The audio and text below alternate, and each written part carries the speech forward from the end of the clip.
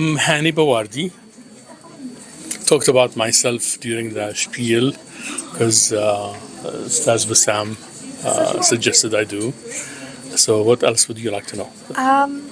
In regards to integration with identities, could you give us a brief, short summary in regards? Sure. There is something called immigration paradigms, which kind of delineates how immigrants become Americans. They're not accepted automatically as Americans, and everyone went through that motion. So for Europeans, it's a process of quote unquote becoming white, like how the Irish became white is a title of a book. So Arab Americans kind of follow the contours of this journey of integration. The more salient word is assimilation, which is not critical enough in my view. We also use the term the melting pot. Melt into what, right? So the idea was that we melt in, we accommodate an Anglo core because Northwestern Europe became, in those people's minds, because they were a majority, a powerful one, white, Catholic, to the exclusion of others. Protestant, I'm sorry, not Catholic at all. Protestant and white to the exclusion of others, even including Southern Eastern Europeans who were not considered white when they first came. The Irish, beginning with the Irish, mid-19th century, and Polish, Italians. Arabs have also had to fight for inclusion as citizens, so they had to prove that they are white because you have to be a free white person to qualify for citizenship. And frankly, because they looked white enough and they were hardworking, local judges kind of took their side, and it was not a huge battle per se.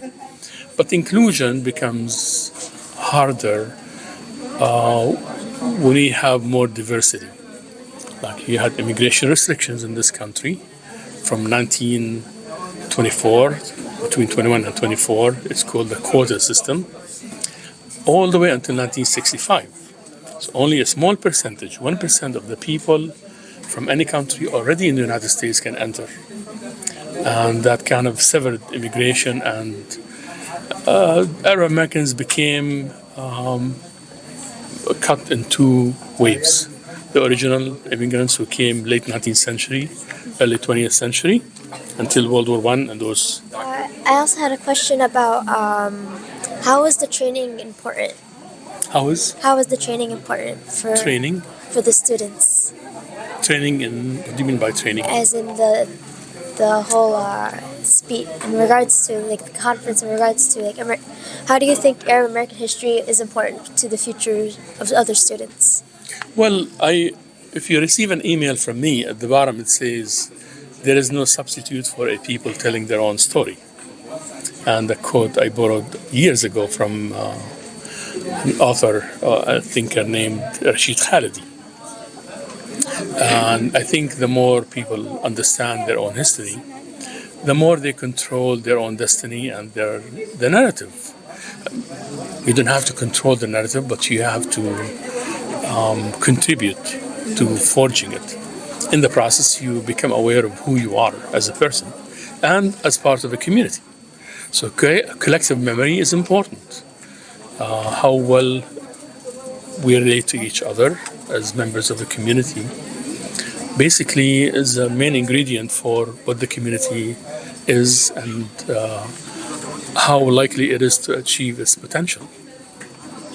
So Arab American Studies, unfortunately, is lagging behind other ethnic studies. For example, Polish Americans, Jewish Americans, Italian Americans, Irish Americans wrote themselves into U.S. history.